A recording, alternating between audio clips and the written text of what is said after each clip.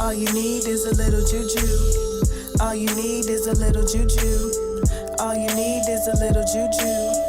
All you need. Okay, bet. Hello, everyone. Hopefully, y'all, if you're listening on the audio, we'll head on over to JujuTube, aka YouTube, so you can get into me and my wonderful guest, who I'm so excited to have today. This is someone that just has a word all the damn time and makes points. And that's what I love. We have the one and only Ethereal Deen here today on a Little Juju podcast. Yay! Thank you so much. Thank you for having me. Of course. So let's just get right into the interview. Can you just tell us a little bit about who you are and your spiritual background, however you want to answer that question? Thank you. Yes. That's been something that's always been a little hard to describe because people ask, when did you start your spiritual journey? I'm like, started at birth, and before that, and the lifetime that I've lived before this. So I would say for now, I describe myself as ethereal Deen, Reiki master, dream interpreter, energy understander, because I try not to use the word energy worker because everything is working energy, right? So everything. Points. See, that's what I'm talking about, y'all. Points. Exactly. It's different to work it and another thing to understand it. So my ancestors gave me that title as energy understander because I like to make it plain and simple for people because that's what we need in this world. So I'm largely invested in doing Reiki and dream interpretation and really just helping people get through daily life because this lifetime is long. It feels longer than it is. In the grand scheme of things, we're a blip on the timeline of this earth, but it is a long lifetime. There's a lot to go through. So if I can be here and, have the privilege to do this work, it's amazing for me. Aww. The way my journey really started, a lot of stuff happening with my body. I realized early on in my life, really dissociated from my body through trauma, through grief, through all the things I wasn't able to process. So my spiritual journey largely has been a journey back to my body, back to self and learning, what does this tingle mean in my shoulder? What does that mean? What does this mean? And trying to figure that stuff out. So honestly, most of what I've learned has been solitary. It's been me just figuring things out as I go. So that's been really exciting. But to be able to do this work for about maybe 2 years now, to really be invested in it, has been so rewarding, more than I could have pictured, right? I couldn't really conceptualize what this path would look like, but I knew it wasn't, I wasn't going to be working dead-end job for the rest of my life. That was not going to do it. My body was going to give up on that at some point. And it did. So I was working, largely food service and jobs like that. And it just wasn't, giving what I needed to give, because being entrenched in capitalism that way, where it's like, hey, getting up and doing the same damn thing every day, it wasn't doing it. So last February, I think it was, when I was really like, okay, something's got to shift. I know I'm supposed to leave this job. I know I'm supposed to quit, and I just got to make my way there. So then throughout that year, I was just getting more messages to like, okay, you got to go. You got to go. You got to go. And then I did. And I was like, okay, I'm just going to leave. And I was telling people at my job, like, okay, I'm leaving soon. I'm leaving soon. Just speaking it into existence. And I didn't know when, until one day somebody was like, okay, well, when are you leaving? And I'm like, end of October. And I just knew.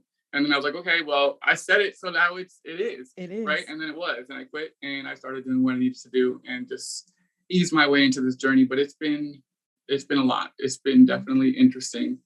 And to see now where a lot of people are like, oh, I want to do what you're doing. Do you? I asked them, like, are you sure? Because it's really interesting. It's really interesting the way people perceive us, and they don't really know exactly how it works. It's a lot of things that are, unseen. You only see so much on social media, on TikTok or Twitter or Instagram. You don't see the whole everything behind the scenes and what we have to do. Our days are different, definitely. Yes. But it's been really rewarding. I really love to do it. It's a privilege for sure. I'm so proud of you for listening and leaving your job. I did the same thing a couple years ago.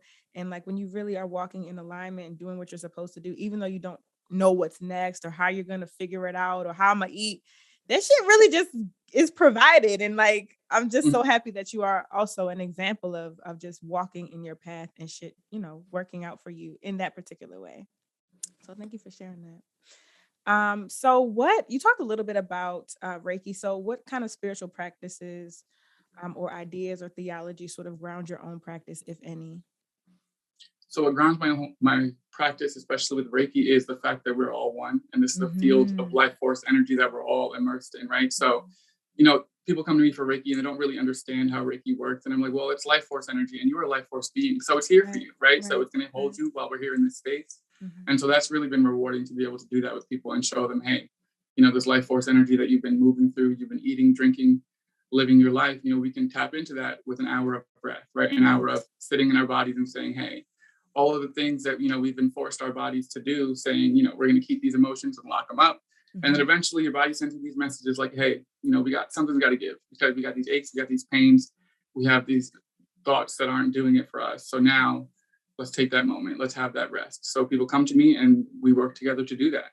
And it's been really important to do this kind of work for me, just to see like, yeah, I'm not the only person that's been through it. We've all been through some things, right? So now, okay, so that era of vulnerability that we need in those sessions, it's important. It really unlocks something for some people because there's a lot to go through when you do some energy healing. Like, and people often give me intentions that are like really outside of themselves, but like it's a full body working. It's everything. So when your body sends you that message to, you know, to rest and to be immersed in something like energy healing or Reiki, it's not a coincidence, right? It's not something that just happens. It's not happenstance. And this is going to go into the conversation about scammers, but like, the conversation about scammers. But if you are called to work with me, it's a collab. It's a collaboration between your ancestors and my ancestors. Your spirits, my spirits. It's not me DMing you to find out, you know, I have a reading for you.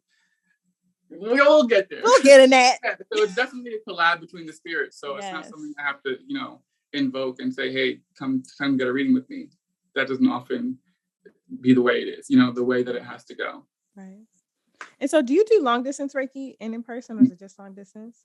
So actually most of my Reiki work, probably like 90% of my Reiki work has been on long distance. So working with people in Australia and Africa, all over the world has been really exciting because it's, you know, it's very accessible because you know, the internet definitely has its pros and cons, but the pros are that I can help somebody that's across the world and, you know, this work will work. And knowing that has been really powerful. Like, hey, I'm here in my little apartment doing my thing, but they're over there, you know, releasing so much. And it's really important. And sometimes most of my sessions are on audio, but sometimes we'll do a video and, you know, see the person all the way across the world crying because, you know, stuff's just coming out. It's just, you know, it's world bending. That stuff changes lives. And lately I've been really, well, throughout this summer, really, I've been thinking about the transcendental nature of spirit work. Like this last lifetime, right? That person who's been grieving for 18 years and didn't know what they're grieving and finally getting themselves to process that changes the trajectory of their life because they're more healed, because they're more present in the lives that they are in, right? So the people they interact with, they can be more present with them as they are more grounded. So grounding work is, you know, the foundation of all that I do. I love that. And I appreciate you talking about Reiki because I think it's very misunderstood in how it's performed and who can do it and its accessibility, what it does do. So like you talking about the power of Reiki is like, it matters because I don't know. It's just be a little confusing out there to people. I don't know what it is, but I just know as someone who also does Reiki that it is just largely misunderstood. But still such a powerful tool that can change the trajectory of your life and your body and how you feel. And I also just want to tell y'all, like, Deen is not just saying this about the whole rest thing because we actually rescheduled this interview from the original date because I just wasn't feeling right. Like I was tired, I was just not on. And I told them, and you were like, thank you for choosing rest. Like, I'm gonna do another day. It's fine. I was like, right. Like I have to be reminded of that very often because I can go. So I also appreciate you like living that out for me in that moment to just be like, we'll reschedule. It's not that deep. You know, the day before the session, the day before our meeting we had scheduled, I was like, you know, something feels like we might not. And I'm like, and then when I saw your, like, I think I woke up and I was like, let me check my DMs because there's something there. I checked it and you were like, yeah, nah. And I'm like, you right. Yeah, you right. That was it. What's it supposed to be then? Divine timing works in so many ways. So the reschedules are divine. You know, that cancellation is divine. Put it on the shirt because it is. Cancellations are divine. God, yes. I kind of think that gets into one of my questions. I wanted to save this for later, but we just gonna go to about capitalism because that's something that you talk about on your TikTok, something that you talk about on Twitter. And like people's relationship to capitalism when it comes to rest, and also people's relationship to capitalism when it comes to money, and earning money. So I think that sometimes I see, is the word conflation between being able to provide for yourself, and having resources, and spiritualists getting paid to, um, that's capitalist. So I just kind of want you to talk about sort of what capitalism is, what it means for people who are making money for themselves, and what it means about rest. I know that's a mouthful, but just talk about what you be talking about.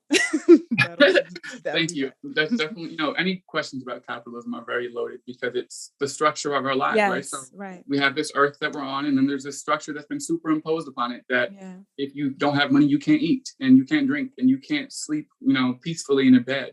So Yes. now that that structure is over superimposed on this earth, we have to live inside of it, right? So I can't Yes. eat if I don't get money. I can't eat. I can't, breathe, sleep.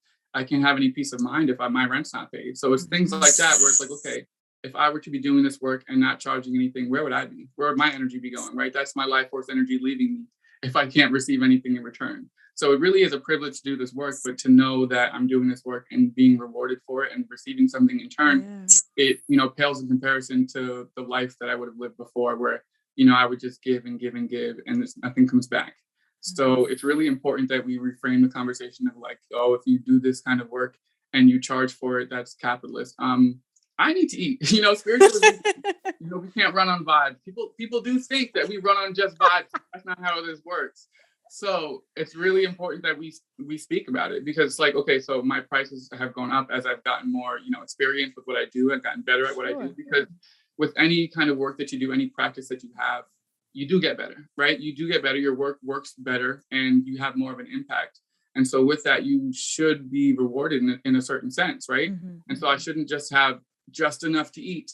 I should be supported, right? So when we think back to like, okay, this work isn't really new, right? So the kind of work that we do, spiritual work, is not new. That's something that's been, time immemorial has been doing this, right? So when you think back, okay, oracles, people who have been seeing and doing spiritual work, they were supported by their communities. The communities rallied around them, didn't have to worry about where the fruit's going to come from, where is the wheat going to come from, because people knew this is, a cornerstone of our society because it was respected. So if it was respected in a way where, yeah, I'm going to support this person because I know that the work they do, then we need to translate that into this society and like, yeah, well, how can you support me? By paying for the work, right? By allowing me to receive something in turn for the work that I do.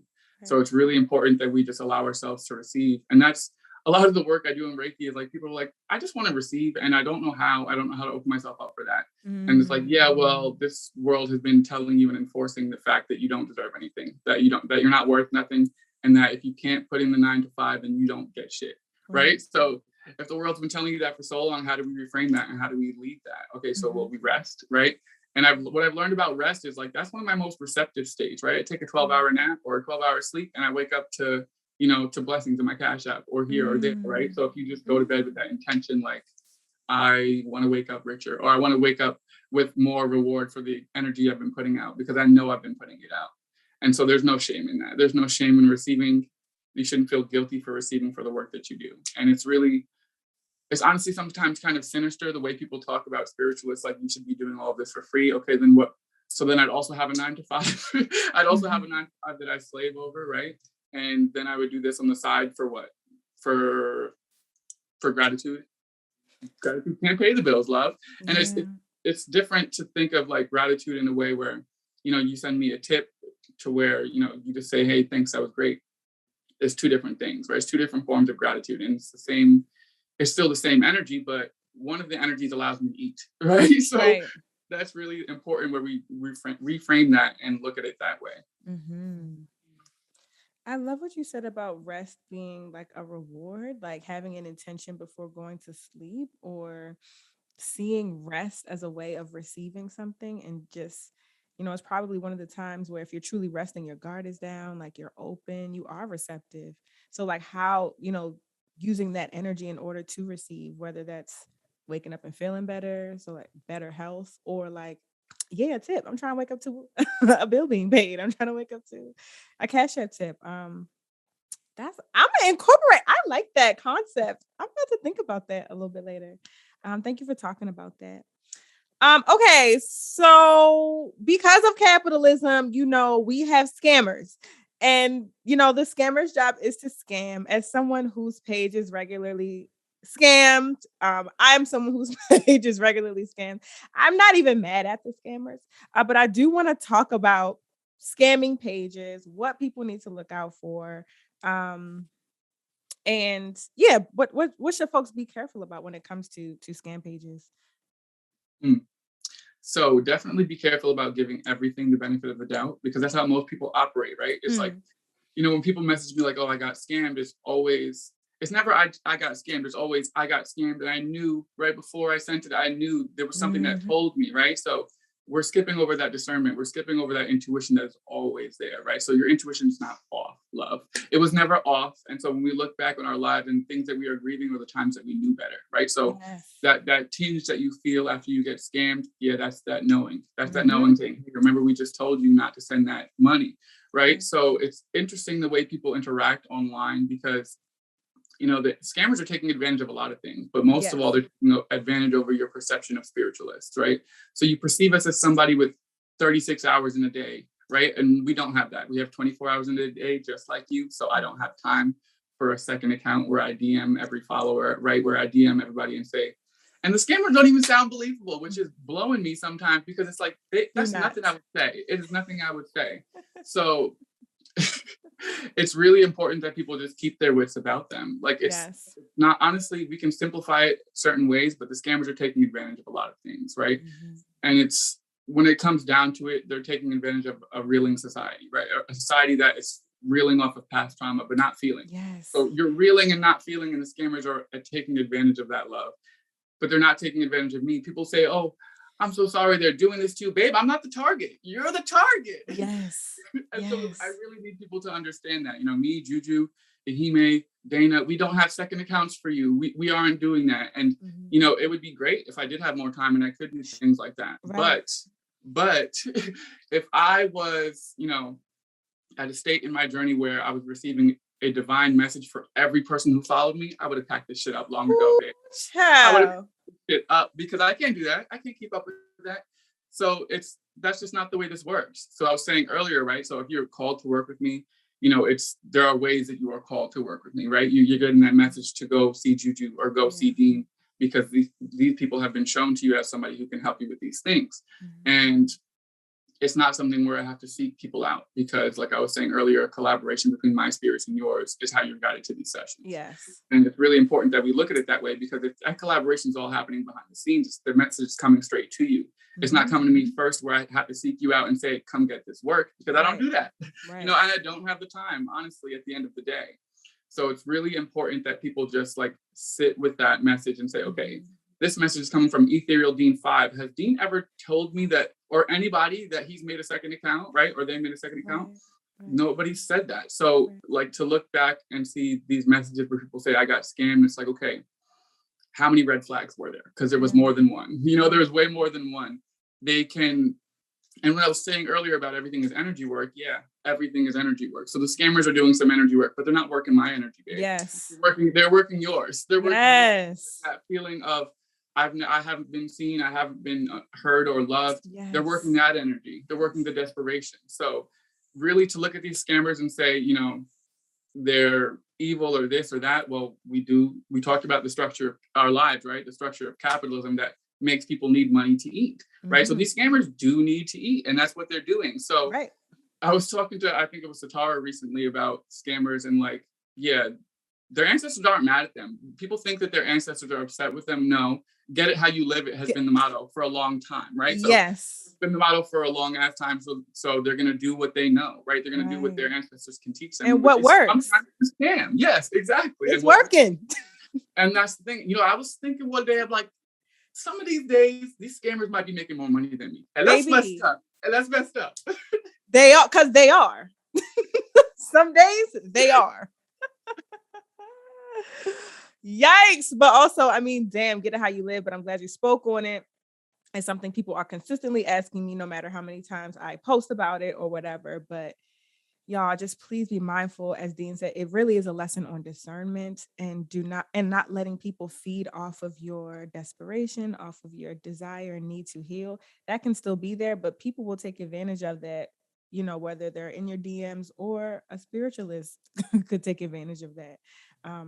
So it's always about being very careful and trusting that, I think also, to your point, people see and have ideas of what it means to be a spiritualist and the things that we may have access to. And they tell themselves, I don't have access to that.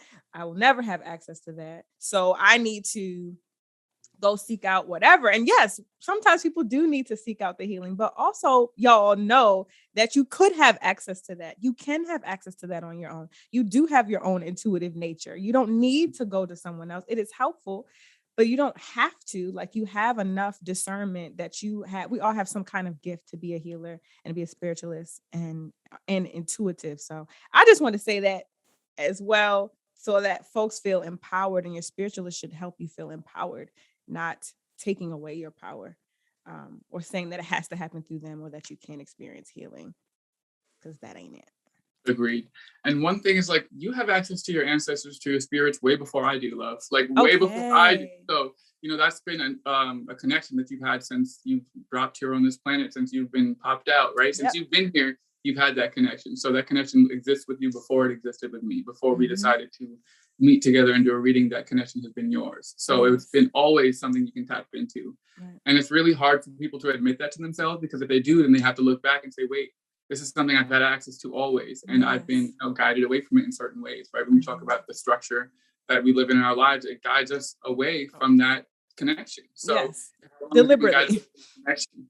And so now when we say, okay, you've been guided away from that connection for however many years that you've been here, and you're returning to this, right? And you call it spiritual journey, please give yourself some time, because that connection isn't something you can just jump back into sometimes. And it's going to be really hard for people to do that. So take your time. People say, I've been trying this, I've been trying that, and I can't get my spirits to speak. Well, they're speaking, and you are probably not in the right capacity to hear them yet. And that's okay. Like, it does take time. It takes some uncovering and some releasing.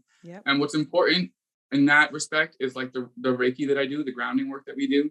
Grounding work is what's going to get you in touch with your spirits, right? And a lot of the times it's not going to be that voice coming from outside of you. It's going to be what's happening in the mind, right? They can speak directly to your mind and tell you things and let you know.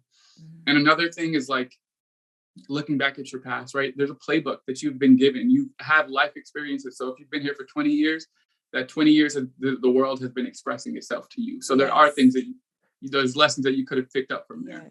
And I think you mentioned this in a recent podcast episode with the concept of Tenkofa, like, go back and get it. Like, the grounding work that we're doing is go back and get it. Go back and get all the lessons, all the gems that are in your life, because they're there. You've been through some things, love. Yes.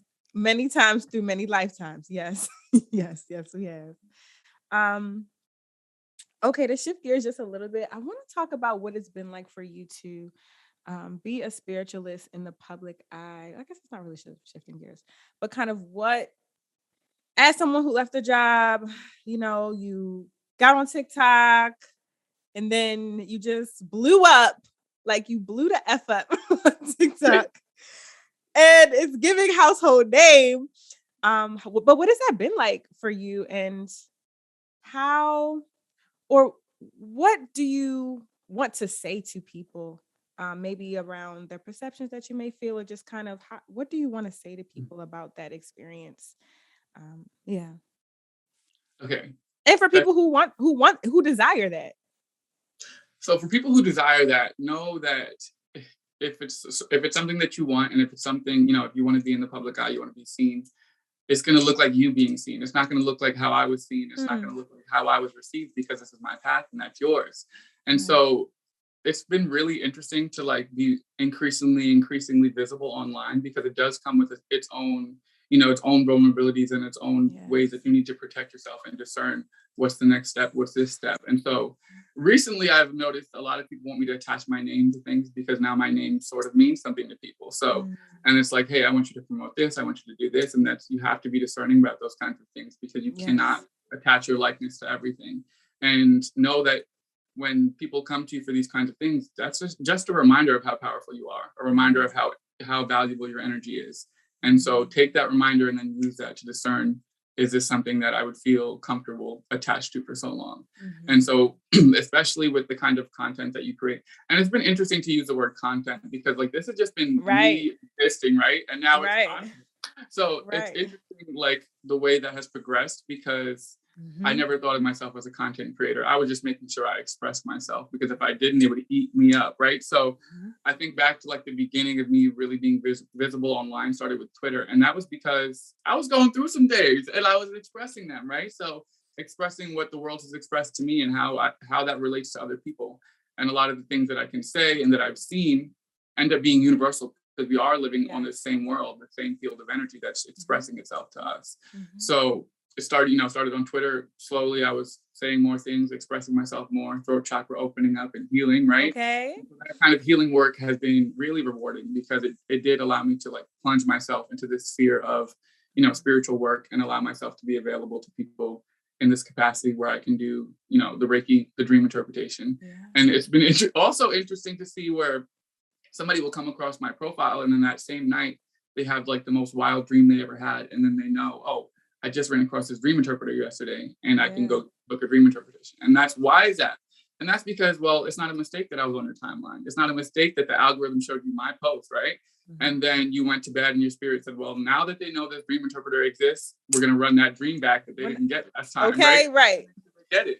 And so then they come to me and we figure out what it meant. And that's been really interesting to do, really rewarding as well, just to see the reactions to people having their dreams interpreted because there are messages all up and through those dreams. A big tool for self-awareness that everyone has access to in some way is dreams. Dreaming. Yep. Dreaming. My dream's been off the chain lately. Like, I don't know. I'm not doing anything special. I'm not taking no extra baths. But recently I'm seeing everything in a way that I actually haven't before. So yeah, you're right. And this is taking me some time to get my dreams to be strong in the ways that they are now. So also to your point earlier, like should be taking time. Should be taking time. But yes, thank you for speaking on being in the public eye. How has it been? And well, actually, I was looking at TikTok of yours, and you were talking about evil eye, and you said, "Can you afford to be leaking your energy?" And so I want you to just talk about that because I really liked that. I was like, yes, it really is an energy leak. So can you just talk about what that means just for the podcast? Exactly. And so this goes right back to what I was saying about everything is energy work. Like all that you do is working your own energy. Right. So that person you walk past on the street and they have something new that you don't have and you scowl at them, that's energy work. But it's not at a loss to them, it's at a loss to you because you're letting your energy leave you by, allowing that feeling to overtake you, that feeling of jealousy or, resentment.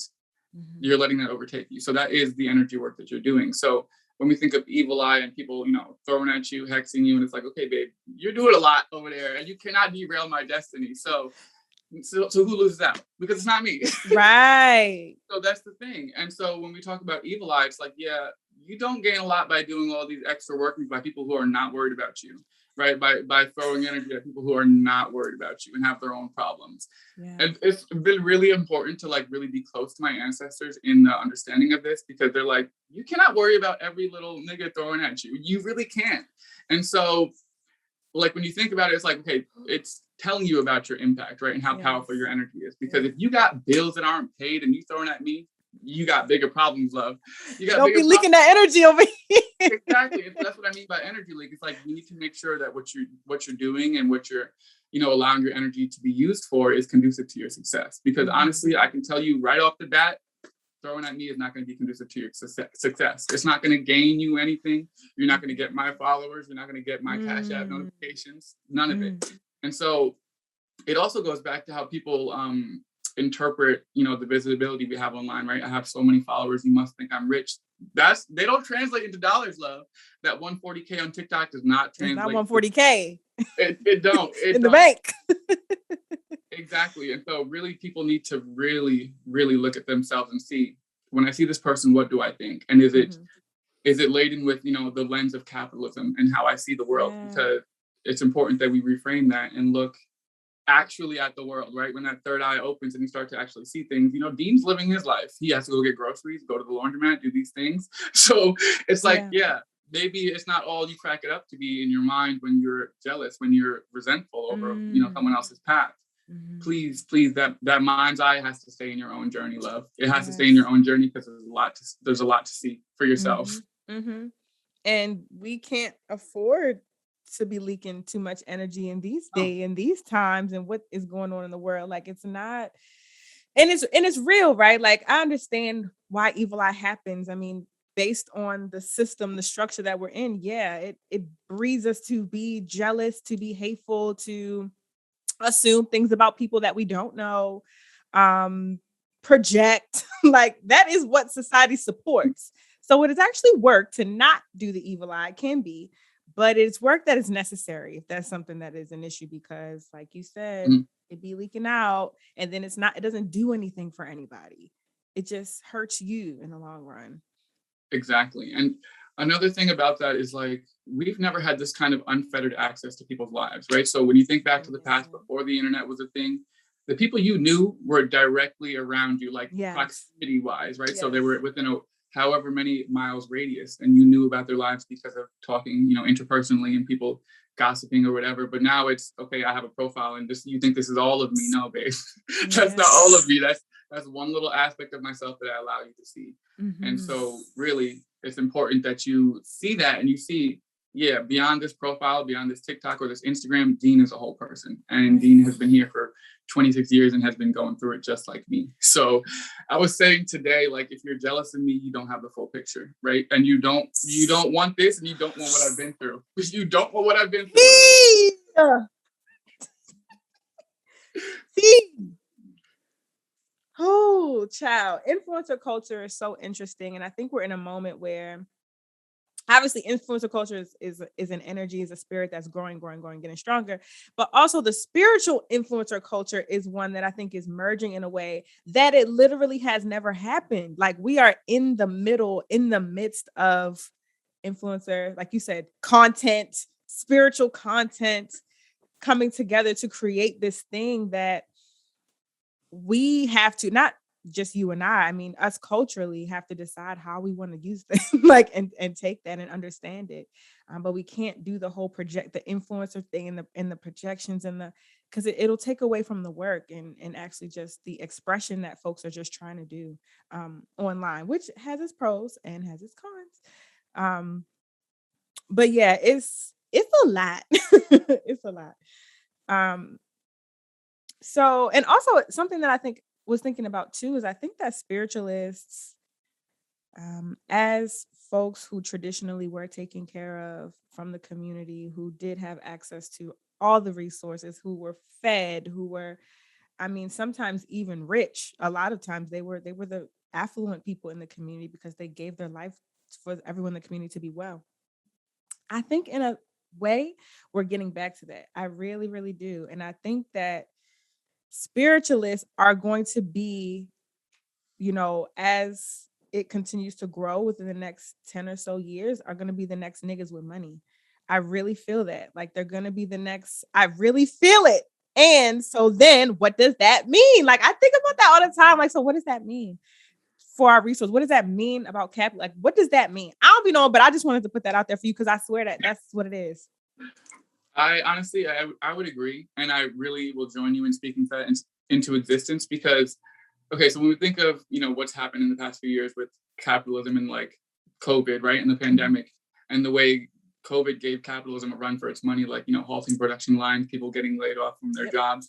And so what happens with that, right? Capitalism increases its grip on the people, the grip on our labor, the grip on our energy.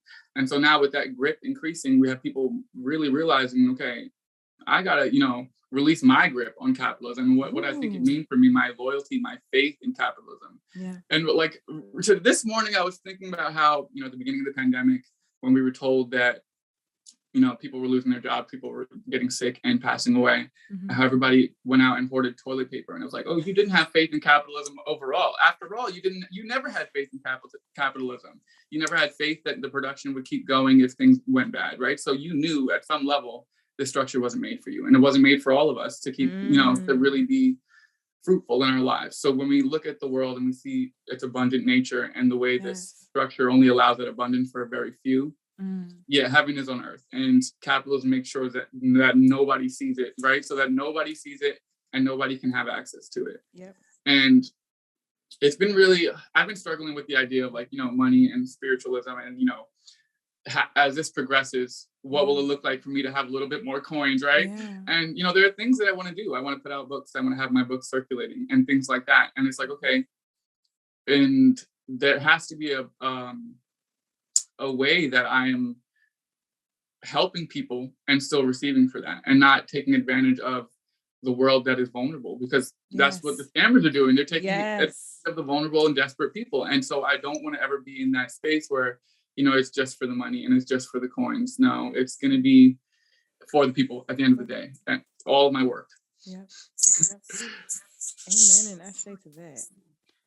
But yeah, I just feel it, child. We're gonna put it in the universe. I just feel it.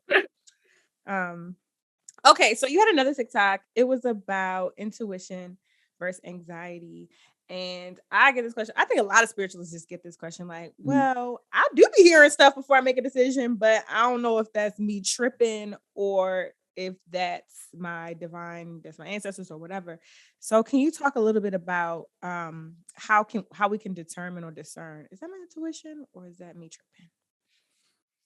Yeah, so that was difficult for me first getting into my gifts, because I am largely claircognizant. So it's not a voice on my shoulder. It's all up in the head. So claircognizance is like a whole different journey, right? When it comes to your gifts. And I also don't differentiate between gifts sometimes, because I feel, the separation between the 5 clairs has kind of done a disservice to spiritualists as a whole, because it's a full body thing, right? So your interpreting of energy is a full body thing. So that tingle you feel down your arms means something different than what you're hearing in your head or what you're feeling.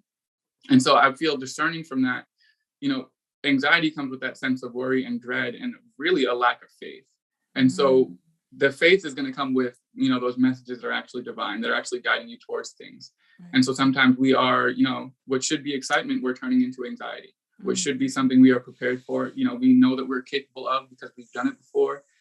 And now we're anxious about it. But you've done this thing 7 times, love. And you've shown that you can do this. So now if you're being guided toward it and to be visible in a way and exposed in a way, yes, that anxiety will come. It will come because new things are inherently going to be a little scary because new things, right? And so I try to embody the energy of a baby, because babies are not scared. We talk about baby steps. Baby steps are huge, right? Yes. Baby steps are the biggest steps you take of your life to say, okay, well, my legs feel strong enough to do this, so I'm going to go out and step, right? And I'm going to do that thing.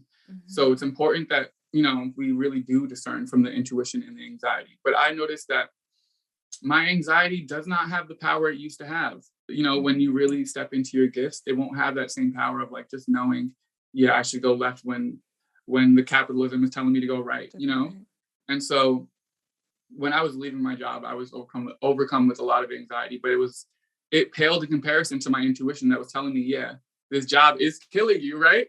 So discerning from that, it really is a work and practice, right? Practice. So you will look back and see all the things that you were grieving, right? The mistakes that you made, there was always a little voice before those mistakes, right? So there's a path that you're on, and that path is course corrected every time there's a misstep, right? So there's never a moment where you're completely out of alignment and all is lost. There's always another chance, right? There's always another way to go. Right. So allow yourself to practice, allow yourself to go out on a whim and do that thing that you're scared of, because that's what's going to show you, that was my intuition speaking. And that's how I know it's different from my anxiety, because I've stepped out on it before. And so now, having stepped out on your intuition and, walking out on faith a few times, you start to feel and know what that's like and how it differs from that pit in your stomach when you're moving out of lack, or when you're moving out of worry, or when you don't have faith in anything, or all of your faith is outside of yourself and in other people. So you'll know that difference when you actually give yourself the chance, right? So if we're always giving to the anxiety and never allowing, that step, then you won't learn. It will be increasingly hard to understand that if you never give yourself the moment. So I realize what people grieve a lot is, those times where they knew better and didn't do better. And look at those times and how did that knowing, come to you, right? So when you knew that person was deceiving you, how did you know that? Did you hear it in your mind? Did you feel it in your body? Was your stomach hurting, right? And so there's a lot of different ways that you can receive that message, and it's not going to be the same for me as it is for you. Right. So people tell me like, oh, what does it mean when you feel this? What does it mean when you feel that? And I'm like, that's going to be specific to you, because a tingle in my arm is different than a tingle in your arm, right? So when we talk about receiving and being intuitive, again, full body work. So get in touch with your body. Again, grounding work. So grounding before big decisions is also how you get in touch with your intuition. And grounding will clear away some of the anxiety. That's the work that's there, is to clear away what's fogging it up, right? So the anxiety is the fog, love. The anxiety is the fog. Big fog. As someone who deals with it to this day, my intuitive ass, I be getting shook. Exactly. And okay, so that's another thing that we really as spiritualists need to be more vulnerable about, is like, being intuitive does not stop the thoughts, love. Your mind does not shut off, right? You still have those thoughts that run a mile a minute. So, stepping into your gifts and stepping into this kind of work, if you're meant to be, someone who helps people and heals people, it does not stop the thoughts. It does not stop your mind. And so people also tell me, I don't know how to meditate. I don't know how to meditate. It's going to be different for everybody. And also, meditation does not mean that you shut your brain off and you enter some abyss. That's not really how, you don't always get to that meditative state that's going to be like nothing happens and no worries. But you actually, when people first have their experience with meditation, you're going to go through some heavy things. You're going to look back, right? You're going to look back to that playbook that you've been given, right? Your life that you've lived. You're going to look back through your life and it's going to be hard, right? So a lot of my really deep and transformative meditation have ended in tears, right? And not tears where it's happy tears, but tears like, damn, that shit was hard, And when you say, you were mentioning like grounding before big decisions, I know some folks are gonna be like, okay, so what is it? How do I ground? What does grounding mean? Can you just talk about some practices maybe that you use or that people can use to ground? Yes. Okay. So first of all, I would say breath, right? So when we talk about life force energy and being in touch with life force energy, well, how are we in touch with that? Well, you breathe automatically, right? Because this body is choosing life and choosing to stay here. So that's the body also choosing to ground. So if you can take control of that breath, not really control of that breath, but allow it to guide, allow it to, be felt through your body, right? So when you breathe in and that air comes in and oxygenates all of your cells, that's grounding work, because you're telling yourself that you got to stay here, that this world is asking you to stay here. So grounding can take many different forms. For some people, it's, sitting on the floor and watching the incense smoke move around, right? Or something I do is sometimes I'll make sure there's dishes in the sink before I go to bed, and I'll wake up and I'll wash dishes first in the day and get in touch with that water, right? And get in touch with the water and see how it feels to have that energy on my skin and just allow my thoughts to move. And so grounding is really allowing a space for, like, a track for your mind to be on, that's not the world not pulling you this way and that way and this way and that way, and you have no control over that, because that's where the anxiety will overtake you. Because when you don't have control over which way you think. And so anxiety often will manifest as, one train of thought that just gets real bad and gets worse and worse and worse. You have to allow yourself to derail that and say, wait, I'm here, I'm in this body, I'm on this floor, I'm in this room, and this is where I am, right? So a common grounding practice that people have had in therapy is to look around the room and name a few objects, things like that. And it can be so simple. I think one of the disservices that internet spirituality has done is it's overcomplicated things, and everybody's been sharing their very unique practices as something that's universal, and it's not always going to work for everybody, right? So people ask me, how do you do this? And I'm like, what's the point of me telling you if it's not going to work for you? Because it's going to be a lot of the stuff that I do is very particular to me. And so definitely allow yourself to see, the way other people ground, and how can you translate that into your life, and for your body and for your, for your safety and your peace, because you do need to allow yourself to fit things in to how it feels for you. So when someone tells you to do this practice with this thing, okay, but does it feel right fully, right? That whole entire practice, or can you just take a piece of that and say, okay, I'm just going to do this one little thing. And also another thing about grounding is that you can give meaning to things in your life, right? So you can say to yourself, I wake up today and I take my multivitamin, so I know I'm going to have a good day, right? And that can be your grounding factor. That could be the thing where I'm going to have a good day, and I'm going to be here, and I'm going to be present.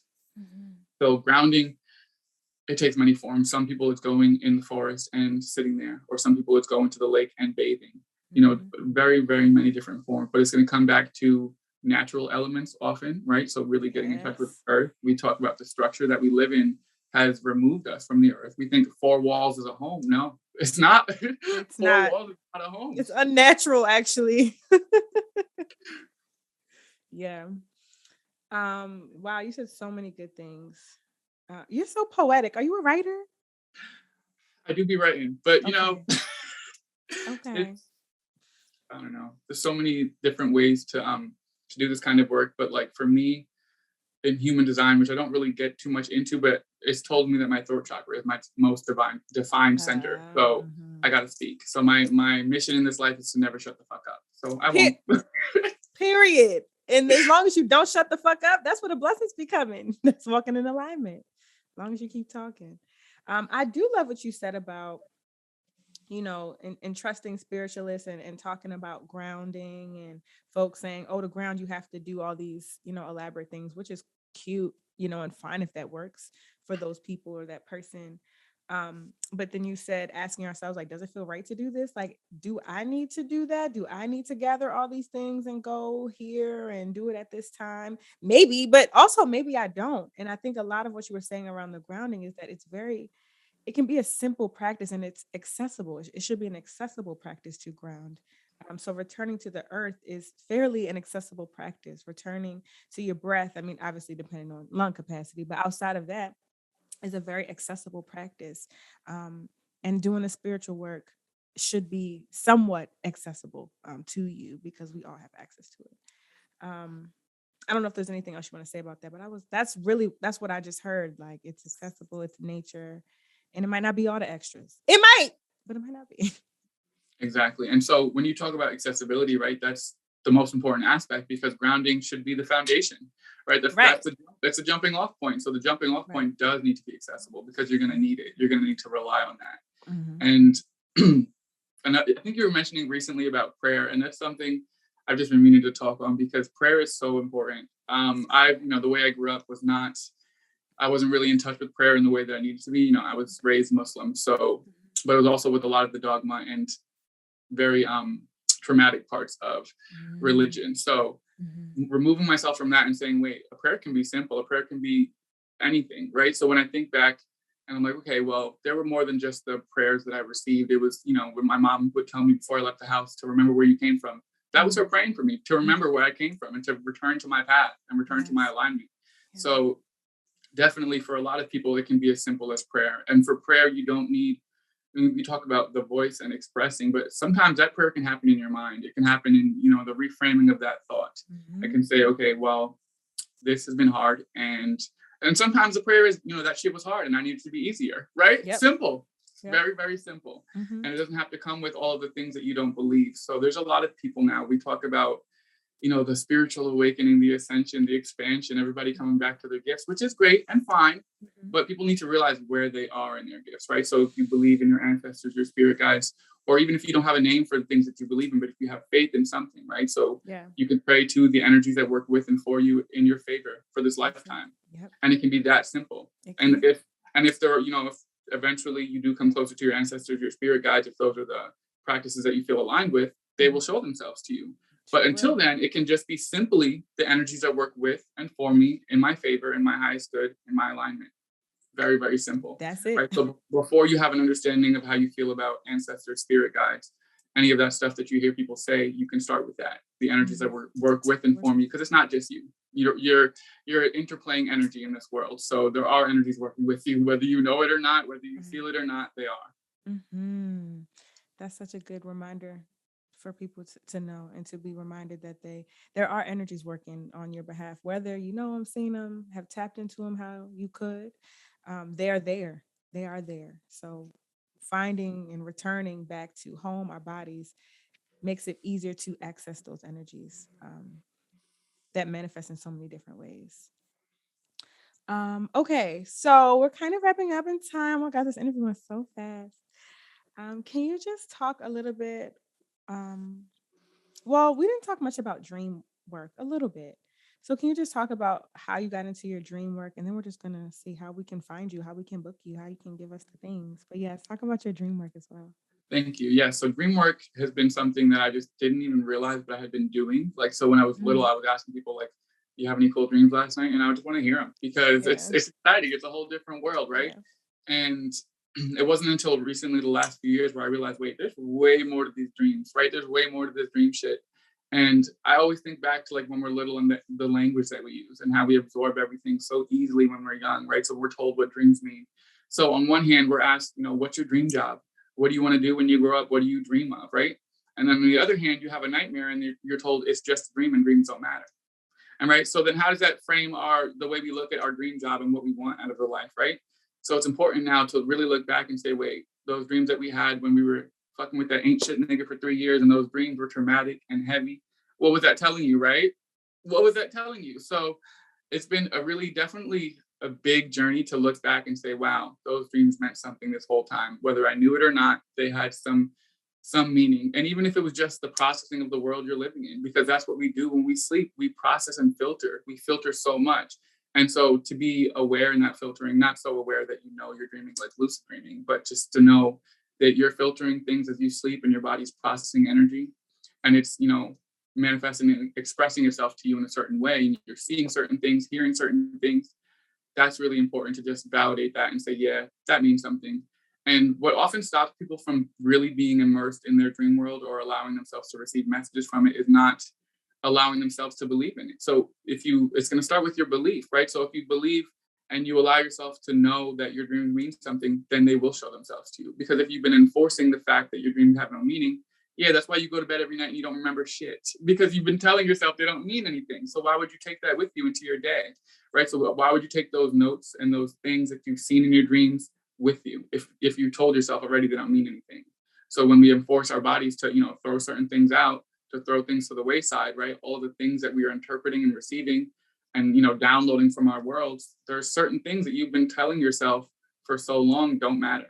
And so after a while, you will not receive the dreams. You'll receive them, you'll have the dreams, but you won't take them with you. You won't have the availability to the messages because you've told yourself so many times they don't mean anything. And yeah, and the dreaming starts really young for people. We have our first traumatic experiences when we're very, very young. And so then you do have those nightmares. And of course, it's, you just have an overactive imagination. You're a child. No, actually, I've been being abused and it's manifesting in my dreams, right? So things like that. Let's talk about it, because my dreams when I was a child, wait, those were a little freaky, right? Those were a little much. And so I'm like, wait, that's because the world I was living in was inherently traumatic, right? The house I was living in was a microcosm of capitalism. And, so yeah, that was manifesting in my dreams. And there was more to it than I was told. So what would you, now I got another question, but I guess for the people who, and I think about myself, like sometimes I dream I'm having pina coladas with Cardi B in church. Like, is that something that you feel people can come to you about to discern? Like, is there anything that seems too like, well, that's weird, that doesn't mean anything, I shouldn't go see Deen for that? What do you feel about that? I would say that there's an air of truth in every dream, right? There's something to gain from every dream, whether it's just this is something you're processing right now, or whether it's something you're moving towards or releasing, right? So there's in every dream, whether it's, Cardi B in a church with you or you're giving Reiki. I had a dream a couple of years ago, like last year, where I was giving Reiki to Trippy Red. And I'm like, what the fuck? God. That didn't make no damn sense to me, but there's still some meaning to it, like whether my path is going to expand or I'm going to reach more people or have more visibility, whatever it meant at that time. But there's going to be meaning to any dream. You can find meaning in any dream, and that's really what it comes down to. But the interpretation that you receive from me, it's going to come down to what little details you have, right? So if you have colors, if you have this, and really important in dreams is what you hear. The things that people say to you in your dreams, really take note of those things. Really, really take note of those things, but also the way you respond to things. So I really have been realizing recently how people go to Google for dreams, and it's like, Google can't give you context, right? So the context of your dream, you say that you saw, what does it mean when I saw a rabbit in my dream? And Google tells you this thing. But that rabbit wasn't just sitting there as a rabbit, it was on a boat. But what did it mean that the rabbit was on a boat and not in the grass, right? So now we look at that dream with the full context in a dream interpretation, because it's an energy reading. It's reading the energy of you and that dream that you had. And that's what Google can't do that. I can do that, right? Dream interpreters can do that. And it's not just me. There's a lot of dream interpreters doing this work now. So, find out about them for sure. We need the dream interpreters. I love dream interpreters. I love dream interpretation. As you said, I think there's so much power in dreams, so much accessibility in dreams, and just so much insight. Like dream, I love to go to sleep because I love to dream. I love to dream. So, wow, thank you so much. So please tell us how we can find you, how we can book you, how we can work with you, give us all the things that you have. Thank you so much. Okay, so to start this off by saying I'm so grateful for you. Thank you so much for inviting me to be here. And the ways people can reach me are, I'm on social media and I'm not DMing anybody, right? So I'm on social media. Let's get that clear. But I'm on TikTok, Twitter, Instagram at etherealdeen, etherealdeen. And I have a website, etherealdeen.com, where I book readings, I book Reiki and dream interpretation. And I'm also on Cashapp at etherealdeen, $sign etherealdeen, if you would like to donate to me or send a love donation in appreciation. Yes, I love to see it. Thank you so much for being on the show. Also, I have to say, I see the book. Whatever the books, like I see the books, like it's giving writer. I'm just like, oh yeah, books. Absolutely. So I'm a pray over that because I see it for you. Thank you. For sure. But yes, thank you so much for being here. Thank you for all your wisdom. Thank you for all your points. I'm going to think back on, I was taking notes as you were talking because I was like, oh, I like that. Yes. Yes. So you are so appreciated. We love seeing you on the TikTok and on the gram, on Twitter. It is very meaningful and it speaks to, of course, you know, a lot of people because of your followers, but like it really, like it's things that I think about and sit with and appreciate, and it's always at the right time. So thank you so much for being on the show. Thank you so much, Juju. It's been a pleasure. Bye. Confirm no say, and I'll never get played.